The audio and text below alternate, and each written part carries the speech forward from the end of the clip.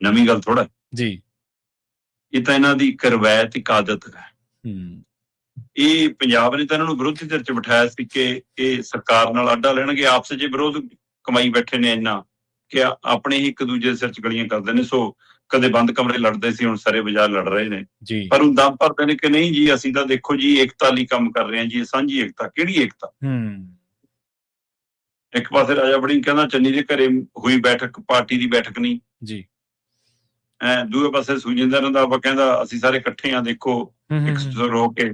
ਸੋ ਸੁਖਜਿੰਦਰ ਰੰਧਾਵਾ ਜਿਸ ਦਿਨ ਮਰਿੰਡੇ ਚ ਬੈਠਕ ਹੋ ਰਹੀ ਸੀ ਚੰਨੀ ਦੇ ਘਰੇ, ਉਸ ਦਿਨ ਅਮਿਤ ਸ਼ਾਹ ਨੂੰ ਮਿਲਣ ਗਏ ਹੋਏ ਸੀ ਤੇ ਉੱਥੇ ਮੀਡੀਆ ਨੇ ਜਦੋਂ ਚੰਨੀ ਦੀ ਬੈਠਕ ਬਾਰੇ ਪੁੱਛਿਆ ਤਾਂ ਕਿਨਾਰਾ ਕਰ ਗਏ ਸੀ ਜੀ।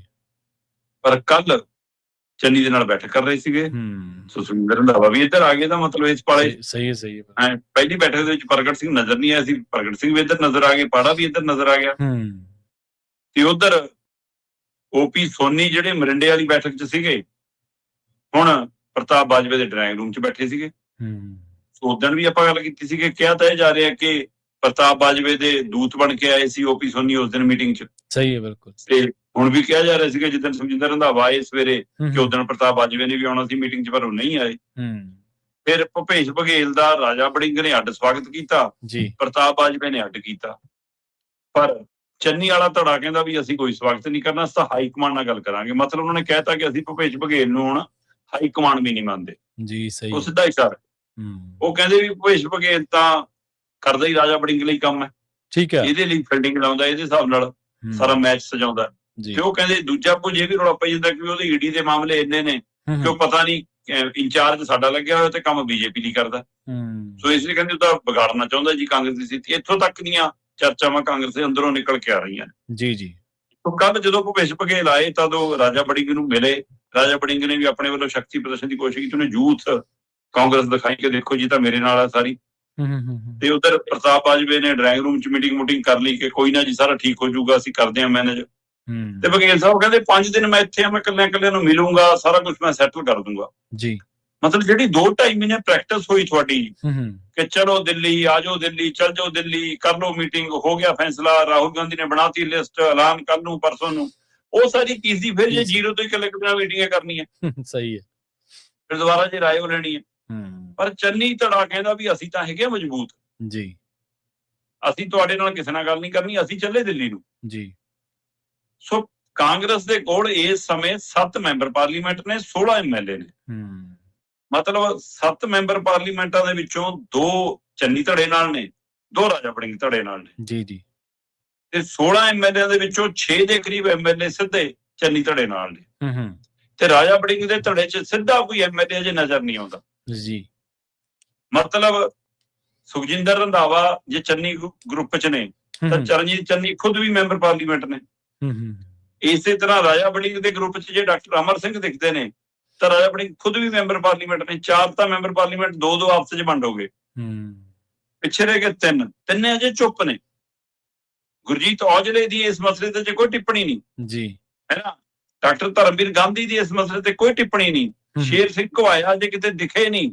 ਹਾਂ, ਘੁਬਾਇਆ ਦਾ ਮੁੰਡਾ ਜ਼ਰੂਰ ਇੱਧਰ ਚੰਨੀ ਵਾਲੀ ਮੀਟਿੰਗ 'ਚ ਦਿਖਿਆ, ਪਰ ਘੁਬਾਇਆ ਆਪ ਨਹੀਂ। ਜਦੋਂ ਕਿ 8ਵਾਂ ਜਿਹੜਾ ਇਹਨਾਂ ਦਾ ਇੱਕ ਮੈਂਬਰ ਪਾਰਲੀਮੈਂਟ ਹੈ ਪੰਜਾਬ ਦੀ ਰਾਜਧਾਨੀ ਤੋਂ, ਚੰਡੀਗੜ੍ਹ ਤੋਂ, ਉਹ ਜ਼ਰੂਰ ਆਪਣਾ ਰੋਸਾ ਪ੍ਰਗਟਾ ਚੁੱਕਿਆ, ਮਨੀਸ਼ ਤਿਵਾੜੀ। ਸੋ ਇਹ ਤੋਂ ਬਾਅਦ ਜੇ MLA ਦੀ ਮੈਂ ਗੱਲ ਕਰਾਂ ਤਾਂ ਤ੍ਰਿਪਤ ਰਜਿੰਦਰ ਬਾਜਵਾ, ਰਾਣਾ ਗੁਰਜੀਤ, ਸੁਖ ਸਰਕਾਰੀਆ, ਢਿੱਲੋਂ, ਪ੍ਰਗਟ ਸਿੰਘ ਤੇ ਪਾੜਾ, ਇਹ ਸਿੱਧੇ ਚੰਨੀ ਧੜੇ 'ਚ ਨਜ਼ਰ ਆ ਰਹੇ ਨੇ। ਪਰ ਰਾਜਾ ਵੜਿੰਗ ਦੀ ਸੂਚੀ ਦੇ ਵਿੱਚ ਅਜੇ ਤੱਕ ਕੋਈ MLA ਨਹੀਂ ਹੈਗਾ ਜੀ। ਸਾਬਕਾ ਇੱਧਰ ਵੀ ਖਾਸੇ ਨੇ ਮੰਤਰੀ, ਇੱਧਰ ਵੀ ਖਾਸੇ ਨੇ ਸਾਬਕਿਆਂ ਨੂੰ, ਉਹ ਵੀ ਕਈਆਂ ਨੂੰ ਮਿਲਿਆ, ਉਹ ਸਾਰਾ ਕੁਝ ਹੈ। ਪਰ ਜਿਹੜੇ ਮੌਜੂਦਾ ਵਿਧਾਇਕ ਅਜੇ ਚੁੱਪ ਨੇ, ਉਹਨਾਂ 'ਚ ਪ੍ਰਤਾਪ ਸਿੰਘ ਬਾਜਵਾ, ਉਹਨਾਂ 'ਚ ਸੁਖਪਾਲ ਖਹਿਰਾ, ਅਰੁਣਾ ਚੌਧਰੀ, ਧਾਲੀਵਾਲ, ਲਾਡੀ, ਹਰਦੇਵ ਲਾਡੀ, ਵਿਕਰਮ ਚੌਧਰੀ, ਸੁਖਵਿੰਦਰ ਕੋਟਲੀ, ਅਵਤਾਰ ਬਾਬਾ ਹੈਨਰੀ, ਨਰੇਸ਼ ਪੁਰੀ, ਸੰਦੀਪ ਜਾਖੜ। ਚਲੋ ਸੰਦੀਪ ਜਾਖੜ ਨੂੰ ਤੁਸੀਂ ਬੀਜੇਪੀ ਵਾਲੇ ਕੋਠੇ 'ਚ ਗਿਣ ਵੀ ਲਓ ਤਾਂ ਵੀ ਇਹਦਾ ਮਤਲਬ 9 ਦੇ ਕਰੀਬ ਇਹਨਾਂ ਦੇ MLA ਚੁੱਪ ਬੈਠੇ ਨੇ। ਸੋ ਅਜਿਹੀ ਸਥਿਤੀ ਦੇ ਵਿੱਚ ਕੀ ਇਹਨਾਂ ਦੇ ਆਧਾਰ ਤੇ ਫੈਸਲਾ ਲੈਣਾ, ਜਾਂ ਫਿਰ ਲੋਕਾਂ ਨੇ ਜਿਹੜੇ ਕਈ ਬੜੇ ਹਰਾਏ ਵੀ ਨਹੀਂ ਜਿਤਾਏ ਉਹਨਾਂ ਨੂੰ ਲੀਡਰ ਮੰਨਣਾ, ਜਾਂ ਆਪਣੇ ਵਰਕਰਾਂ ਦੀ ਰਾਏ ਲੈਣੀ ਹੈ ਕਾਂਗਰਸ ਨੇ ਜਾਂ ਇਹ ਸਮਝਣਾ ਦੇਖਣਾ ਕਿ ਸੂਚੀ ਬਦਲ ਕੇ ਵੀ ਭੇਜਤੀ, ਨਾ ਤੁਹਾਡੇ ਵਰਕਰਾਂ 'ਚ ਖੁਸ਼ੀ, ਨਾ ਵਿਰੋਧੀ ਧਿਰਾਂ ਨੂੰ ਕੋਈ ਡਰ ਪੈ ਪਿਆ, ਨਾ ਕਾਂਗਰਸ ਦੇ ਅੰਦਰ ਕੋਈ ਜਾਨ ਪਈ, ਫਿਰ ਇਹਦਾ ਮਤਲਬ ਤੁਸੀਂ ਇਸ ਖਿਡਾਰੀਆਂ ਨਾਲ ਮੈਦਾਨ 'ਚ ਨਿਤਰੋਗੇ ਕਿਵੇਂ?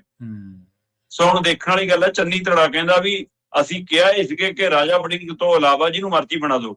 ਚੰਨੀ ਕਹਿੰਦੇ ਕਿ ਸਾਨੂੰ ਇਹ ਵੀ ਮਨਜ਼ੂਰ ਸੀਗਾ ਜੇ ਬਜਿੰਦਰ ਸਿੰਗਲਾ ਨੂੰ ਬਣਾਉਣੇ ਸਾਨੂੰ ਮਨਜ਼ੂਰ ਹੈ, ਪਰ ਕੀ ਹਾਈਕਮਾਂਡ ਬਜਿੰਦਰ ਸਿੰਗਲਾ ਨੂੰ ਬਣਾਉਣ ਤੋਂ ਪਿੱਛੇ ਹਟੀ? ਇਹਦੇ ਪਿੱਛੇ ਕੌਣ ਹੈ? ਭੁਪੇਸ਼ ਬਘੇਲ ਜਾਂ ਮਤਲਬ ਕਿ ਕੋਈ ਹੋਰ? ਸਹੀ ਹੈ। ਕੀ ਹਾਈਕਮਾਂਡ ਆਪ ਚਾਹੁੰਦੇ ਨੇ ਕਿ ਇਹ ਚਾਹੁੰਦੇ ਨੇ? ਇਹ ਵੀ ਸਵਾਲ ਹੈ। ਤੇ ਰਾਜਾ ਵੜਿੰਗ ਨੂੰ ਕੁਰਸੀ ਬਰਕਰਾਰ ਰਹਿਣਾ, ਇਹਦੇ ਪਿੱਛੇ ਕੌਣ ਹੈ?